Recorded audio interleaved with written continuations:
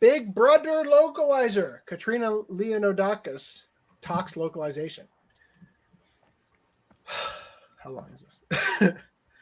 Putnam. Okay. Apparently, she has a lot of things to say. Well, see, the good thing is I'm not covering the original interview on Crunchyroll or whatever it was because that was way longer. So Katrina Leonidakis, a localization specialist, sat down for a wide-ranging interview where she discussed her work localizing shows into English and once again brought up the Big Brother translation debacle with Higurashi no Naku Koro ni Go. So I'll remind you guys, this is the line where, is her name Sadako? Yeah, Sadako. Sadako refers to her brother as Nini. Now I know another person similar, like Ni-chan. Yeah, they're just trying to avoid Damon Mills Ebonics. Shut up, and right. But yeah, they that was how it was translated in the Geneon one, and then she changed it to Big Brother, right? And then they made a big deal about, fine, we switched it back to the legacy version, right? And made a huge deal about what the fans wanted. So localization for anime and games has been a point of contention in recent years, as those in charge often tend to shoehorn in politics, memes, or simply incorrect translations, transforming the work into something more resembling of fan fiction. Katrina Leonidakis, guys, stay on top of the star in the chat in case you forgot. You probably didn't. I see now that I'm at the bottom already. Never mind. Katrina Leonidakis has worked on a few Funimation and Sentai Filmworks titles and spoke on her work process when translating. Anime Corner said, do you consult the source material / original translator, and how often are spellings of the names / certain terms changed? Katrina, if I'm working off an adaptation of something with an official translation, I absolutely consult the source material. It's a great way for me to get familiar with not just the work, but with the terminology that fans are already used to. I try not to change terminology, except for Nini, unless I feel it's absolutely essential. I have made a few mistakes in the past. See Higurashi. Yeah, you damn right. And have since learned to respect legacy terminology, no matter how I might feel about it. Well, I'm glad we put that bitch in her place. Anime Corner said, are there still things that you still find challenging when translating from Japanese to English? Absolutely. I'm always learning new things, whether it's a very obscure bit of grammar, new slang I've never heard before, or a historical martial arts technique that barely has a Japanese Wikipedia article, let alone anything in English. I don't often get to choose the shows I work on, so every now and then I'll get a really challenging show to work on. Luckily, I have a lot of different skills I can use to pull myself out of sticky linguistic situations, and a crowd of talented translators and native speakers I can reach out to with any questions or conundrums. Katrina Leonidakis was involved in a controversial translation regarding Higurashi no Naku Koro ni Go, where she translated Sadako's staple Nini into Big Brother. And in the interview, Katrina expressed that she regretted the ordeal and insists she's a genuine fan of the series, additionally claiming she received death threats. Produce them! So Anime Corner said, the Big Brother situation, well documented on Twitter and forever ingrained in the Higurashi fandom's collective memory. What made you go back to the well-established term? How difficult is it to translate something that already has so many? It's such a mystical concept of why you might go back to the well-established term or something. What made you go back to the term fans already liked? Yeah, that was a big oof on my part. You know what? Jokes aside, there you go. Hat's off. My hat's off to you, Katrina. This is a major turnabout from the rest of the industry, and I applaud you for recognizing that, you aren't the be all end all of that it wasn't the fans' fault for being needy or something. That I will give you my sincerest gratitude for actually. I mean, I don't necessarily think it's your fault even for thinking to change it. A big oof. The big oof would be the reaction to being told that people preferred the old term. And I think there was a little kerfuffle there, but I'm liking her tone here, right? So that was a big oof on my part. Laughs. I've been a diehard fan of Higurashi since 2007, but I've always been a little unhappy with its translation. I just want to say X to doubt if that's the case. Like that I'm a big fan of Higurashi. Yeah, It's she like, would've- I mean, if you were, you would have probably respected the Nini instead of, Quick question. being like, I need to Quick change question. it. Quick question. I watched Higurashi subbed. In Dubs the does have Nini. so that she says Nini in the dub as well. That's what I'm pretty certain she does. I think we even established that. I think we did. I just want to double check. I've always been a little unhappy with its translation, especially with all the borrowing for things that really don't need to be borrowed, Nini included.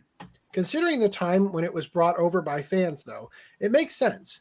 Leaving things in Japanese was the thing to do back in the golden age of fan translation. Okay. Oh, excuse me. People If die. we refer to it as the golden age, there's a reason we are no longer in the golden age. Because all of those fan subbers literally just copy paste the Crunchyroll subs that pop out. What? No. That you mean now or before? Reverse. Now. I'm saying that the golden age of fan translation was a golden age because of, I'll just say, I would buy anime and still watch the version I downloaded back then because I found it interesting to see the translation notes. Yeah, Nakama means friend. I misunderstood your point then. I think the golden age was the fan translation stuff. That we got karaoke openings, we got translated and fan translations. Oh, okay. But yeah, but I get what you're saying, and I agree. The other thing that we got was Nakama in One Piece. Nakama, yeah. Which I don't know how I feel about You it, mean but they didn't translate it? They just said Nakama in the subs? So in Japanese, there's different terms for friends and like friend family, which is what Nakama means. Nakama. So whenever they use it in is that One what Piece, the dub of the Fast and Furious is like? Nakama. Maybe, probably. Nakama. The original fan translator distinguished that every time they used that word because it meant something special. Mm-hmm. And we don't have a direct correlation in English. I mean, we do. It's comrade. Comrade is a real baggage term, though. I agree. It's a legacy term, okay? It's a Soviet term. I mean, what do you and Naruto used to have Databayo on every fucking line. Databayo. What do you think of Conrad Dan? You don't know what Databayo means? Databayo. No, because I typically watch dubs. And I wasn't around in that golden age where it's like, Nakama means friend, and it's important to keep it untranslated. You young person, you. It means believe it. Believe it. Oh my. Jason says breaking news. Megumi Ogata cast as Kenshiro. I like how once again Jason South answered the question before I even looked at the chat. Just a reminder, sub your own shit. Put up or shut up. I'm a big fan, but use Kitsuneko and IG sub if interested in fans. All right, yes. Back to this. Okay, so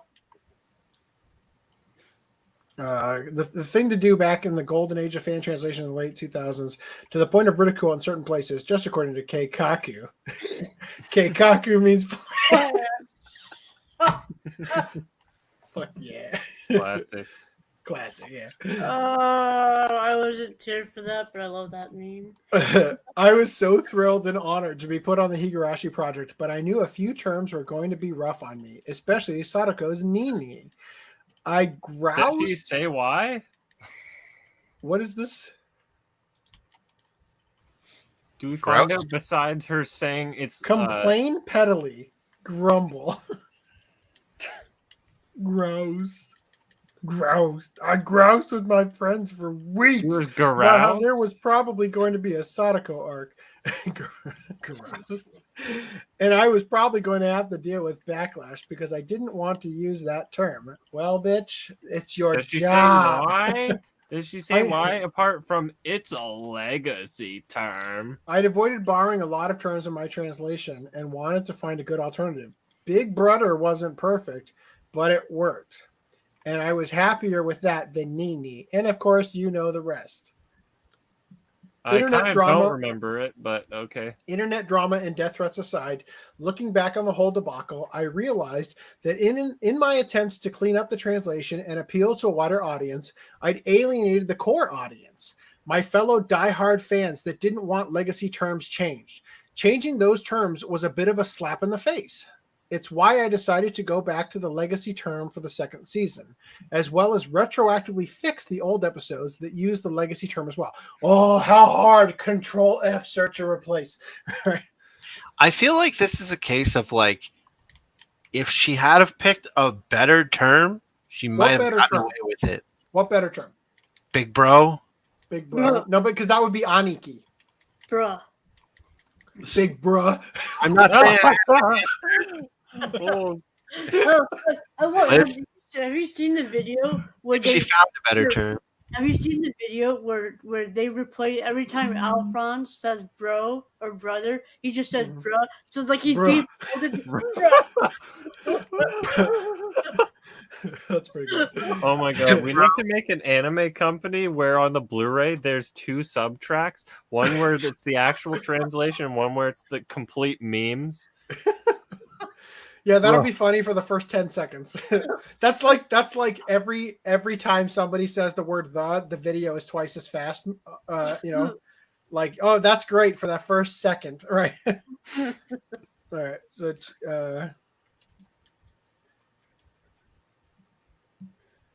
it's a lesson that was hard to learn, but one I'll take with me to future projects.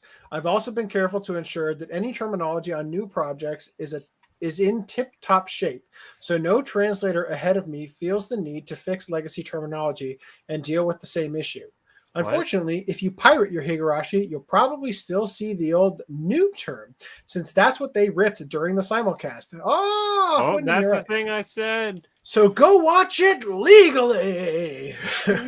That's the real reason. Right. 40 It's tests, like they they also planned put it. out the feature subs for those releases, you dumb bitch. It's like that. My master plan was to get those pirates so butthurt they would never pirate again. That's what I was about to say. It's like they probably, it's like 4D chess. Oh, we're gonna make ass subs, so then when they rip it, they'll be more incentivized to look at the legal source because it'll have better translation. Oh, I mean, if you actually ripped it like back in the day where you actually downloaded the fucking file instead of just streaming it, you could just go in and change the fucking Control F the subtitles yourself. Fix it to say whatever the fuck you want. True. Translation note: moo means moo. What is this? Is this the Keikaku means plan? No, it's the moo means move picture. Oh, really? wait, that's a real thing that happened? I've never seen this, yes. Hold on, I gotta. Jamie, pull that shit up. Holy crap. Translator's note. What is this from? I need to own it just for the sake of it. Moo. Translator's note. Moo means moo. All right. Can't wait till we get to that. Okay. Yeah, so go watch it legally. At the very least, it'll save me some embarrassment. Katrina Leonidakis seems to be no different. She's like a cross between Leonidas and Andy Melanakis, right?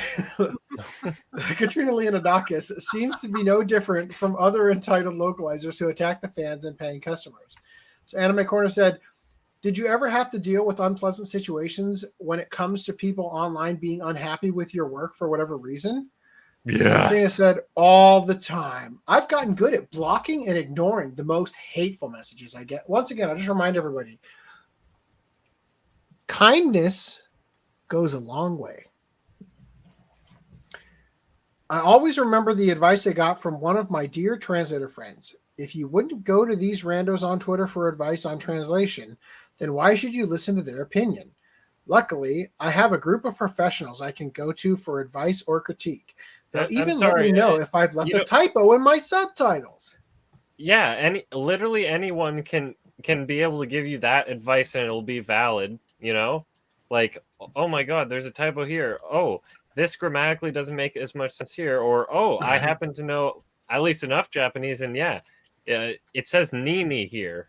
Right. What is this big brother thing? Katrina seems to prefer being in an echo chamber where her colleagues, who likely also show disdain for the source material, compliment her changes rather than face criticism and listen to the paying customers who only want faithfulness to the original work. Look, I'm a fan of localization if you don't substantially change the context. In this situation, I'm going to hear it because I'm going to watch it in Japanese. I'm going to hear Nini and I'm going to think Nini. I couldn't give a shit about Big Brother. Okay. When it comes to the dub, I can understand people being pissed. Just saying. If Twitch chat can complete a playthrough of Pokemon Red and Blue, I think Twitter could probably come up with a correct translation for any show.